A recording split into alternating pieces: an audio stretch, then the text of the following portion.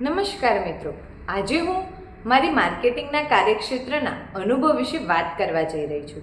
ઘણીવાર આપણને પુસ્તકોમાં માર્કેટિંગ વિશે વાંચીએ તો છીએ, પરંતુ જ્યારે ખરેખર મેદાનમાં કામ કરવાની તક મળે ને ત્યારે સમજાય છે કે માર્કેટિંગ માત્ર વસ્તુ વેચવાનું જ કામ નથી, પરંતુ લોકો સાથે જોડાવાની એક કળા છે.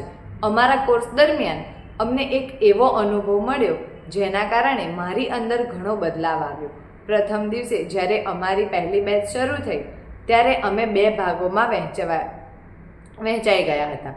એક બેચ સવારે 9 વાગ્યાથી બપોરે 2 વાગ્યા સુધી અને બીજી બેચ બપોરના 2 વાગ્યાથી રાતના 9 વાગ્યા સુધી કામ કરે.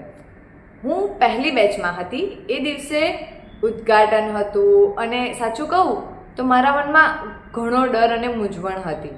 મને કંઈ સમજાતું નહોતું કે શું કરવું, લોકો સાથે કેવી રીતે વાત કરવી, સ્ટોલ કેવી રીતે સંભાળવું અને જવાબદારી કેવી રીતે નિભાવવી.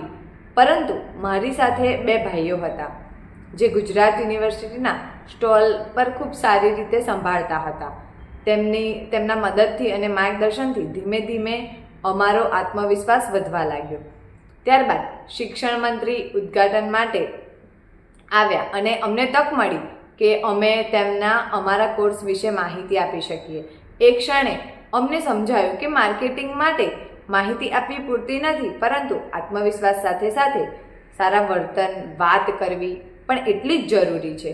અમે તેમને અમારા કોર્સ વિશે સમજાયું, સ્વાગત કર્યું, ફોટોગ્રાફ્સ બતાવ્યા અને ખૂબ સન્માનપૂર્વક વાત કરી.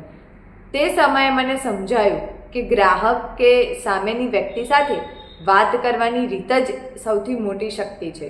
ત્યારબાદ ધીમે ધીમે લોકોની ભીડ વધવા લાગી. એટલી ભીડ હતી કે માનવું મુશ્કેલ લાગે, પરંતુ સૌથી મોટી વાત એ હતી કે અમે વિદ્યાર્થીઓએ એક મળીને આખી ભીડને સંભાળી. ત્યાં સતત અવાજ, ઉતાવળ અને કામનો દબાણ હતો, છતાં અમે હિંમત હારી નહીં અને ટીમ તરીકે કામ કર્યું. એ અનુભવથી શીખવ્યું કે માર્કેટિંગમાં ધીરજ અને સંયમ ખૂબ જ જરૂરી છે.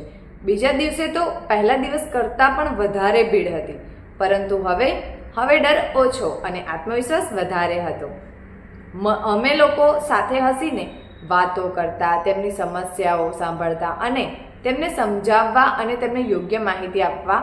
એ સમયે અમને સમજાયું કે માર્કેટિંગનો સાચો અર્થ લોકોનો વિશ્વાસ જીતવો છે. જો તમે સારા સ્વભાવથી વાત કરો તો સામેનો વ્યક્તિ તમારી વાત ધ્યાનથી સાંભળશે.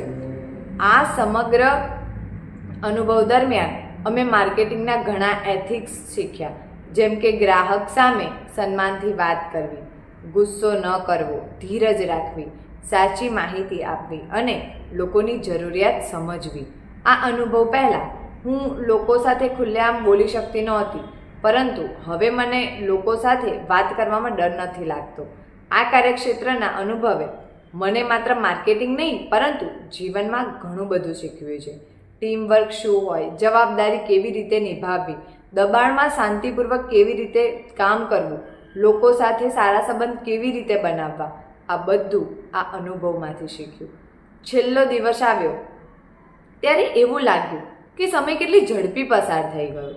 અમને ખૂબ જ આખું પેપર કેવી રીતે અનુભવ પૂરો થઈ ગયો કંઈ ખબર જ ન પડી, પરંતુ એ દિવસોની યાદો અને શીખ આજે પણ મારી સાથે છે.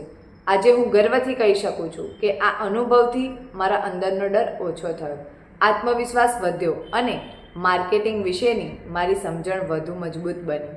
આ અનુભવ મારા માટે માત્ર એક કાર્યક્ષેત્રનો અનુભવ નહોતો, પરંતુ માત્ર વ્યક્તિત્વ વિકાસની એક સુંદર સફર હતી. ધન્યવાદ.